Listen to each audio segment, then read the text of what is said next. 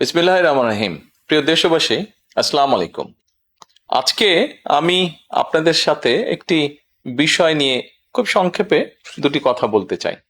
যে বিষয়টি সমাজের প্রত্যেকটি শ্রেণী পেশার মানুষকে স্পর্শ করে। যে বিষয়টি কি সেটি হচ্ছে আমাদের পরিবেশ।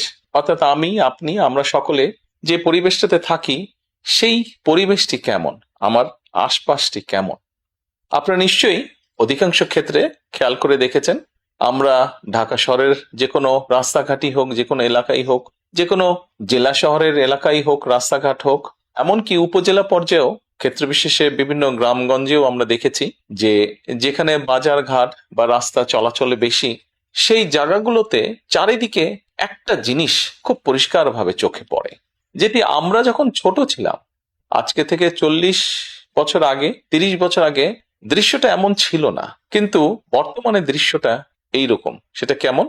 চারিদিকে আমার আপনার আমাদের ব্যবহার করা হাতের টিস্যু, অথবা আমার আপনার খাওয়া চিপসের প্যাকেট, অথবা বাসায় ব্যবহার করা রান্নার তেল যে তার প্লাস্টিকের বোতলটি, অথবা আমি বা আপনি পানি পান করেছি প্লাস্টিকের বোতল থেকে সেই বোতলটি, এরকম আরো অনেক ধরনের আবর্জনা যত্র তত্র সব জায়গায় ছড়িয়ে আছে। কোনো জায়গায় একটু বেশি জমা হয়ে আছে, অথবা যত্র তত্র লোকালয়ে চারিদিকে ছড়িয়ে আছে। চিন্তা করে দেখুন তো, আপনার ঘরে, যে ঘরটিতে আপনি থাকেন, যে বাসাটিতে আপনি থাকেন, যদি চারিদিকে এমন টিস্যু ছড়িয়ে থাকতো, যদি চারিদিকে এমন আবর্জনা ছড়িয়ে থাকতো, আপনার কাছে কি ভালো লাগতো দেখতে? নিশ্চয়ই না, আমাদের কারো কথাই ভালো লাগতো না। কবি তো সুন্দরভাবে লিখেছেন, সবুজ শস্য শ্যামলা আমার এই ভুবন। তো আসুন না, আমরা কেন আমাদের পরিবেশটাকে সুন্দর করতে পারবো না? বাংলাদেশের অধিকাংশ মানুষই পায়ে হেঁটে চলে, অথবা রিকশায় যায়, অথবা বাসে চলাচল করে। এই মানুষগুলো যখন রাস্তা পার হয়, বিভিন্ন জায়গায় যখন আবর্জনা জমে থাকে, ময়লা থাকে, এই মানুষগুলোর কিন্তু অনেক কষ্ট হয়, বিভিন্ন জায়গায় অনেক দুর্গন্ধ হয় এই আবর্জনা জমে থাকে। তবে আমরা যদি সকলে মিলে একটু সচেতন হই, আমরা যদি নিজেরা সচেতন হই, যত্রতত্র যদি আমাদের ব্যবহারকৃত আবর্জনাগুলো যদি যত্রতত্র আমরা না ফেলে দিই, আমরা যদি একটি নির্দিষ্ট জায়গায় এই আবর্জনাকে জমা করি এবং নির্দিষ্ট উপায়ে যদি এটাকে পরে ধ্বংস করি, তাহলে যেমন আমাদের পরিবেশটি ভালো থাকবে, ঠিক একইভাবে আমরা আমাদের পরিবেশটাকে সুন্দরভাবে রাখতে পারবো। দেখুন, অনেক জায়গায় আমি দেখেছি, গত কয়েক মাসে যখন আমি দেশের বিভিন্ন জায়গায় গিয়েছি, হয়তো কোনো একটি পুকুরের পাশ দিয়ে যাচ্ছি, দেখেছি পুকুরের ভিতরে বিভিন্ন রকম ময়লা স্তূপ হয়ে পড়ে আছে, অথবা পুকুর পাড়ে বিভিন্ন ময়লা স্তূপ হয়ে পড়ে আছে। অথচ একসময় কিন্তু এই পুকুর পাড়েই মানুষ বিকেলে বসতো, গল্প করত পরিবার পরিজন নিয়ে, কিন্তু এখন আবর্জনার জন্য সেটি সম্ভব হয় না। ঢাকা শহরেও বিভিন্ন পার্ক আছে, বিভিন্ন জেলা শহরেও বিভিন্ন পার্ক আছে।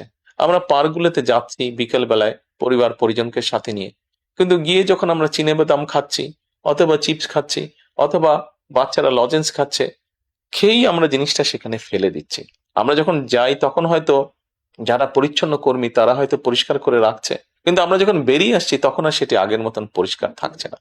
কিন্তু যদি যে পরিষ্কার থাকতো, আপনি যদি পরিষ্কার করে রেখে আসেন, আপনার পরবর্তীতে যে যাবে সেও সেই পরিচ্ছন্নতা, সুন্দর পরিবেশটি উপভোগ করতে পারবে। কাজে আসুন না, আমরা যদি আজকে থেকে প্রত্যেকে সচেতন হই, আমাদের হাতের আবর্জনা বা ব্যবহৃত আবর্জনা যদি নির্দিষ্ট জায়গায় সুন্দরভাবে আমরা গুছিয়ে ফেলি, তাহলে ধীরে ধীরে হয়তো আমরা আমাদের এই বাংলাদেশটাকে আবর্জনা মুক্ত করতে পারবো, সুন্দর একটি পরিবেশ গড়ে তুলতে পারবো। দেশটা তো আমাদের সকলের। আমরা সকলে মিলে যদি চেষ্টা করি, সকলে মিলে যদি একটু একটু করে করি, তাহলে আমরা বড় কিছু করতে সক্ষম হব। প্রিয় দেশবাসী, আপনাদের কাছে আজকে এই সহযোগিতাটা আমি চাইছি। আমরা সকলে মিলে আসুন, চেষ্টা করি আমাদের দেশটিকে পরিষ্কার সুন্দর রাখতে। আমরা সকলে মিলে চেষ্টা করি আমাদের পরিবেশটিকে সুন্দর পরিষ্কার রাখতে, যা নিশ্চিত করবে আমাদের আগামী দিনের বংশধরদের জন্য একটি সুস্থ দেশ, সুস্থ পরিবেশ। সকলকে আন্তরিক ধন্যবাদ। আসসালামু আলাইকুম।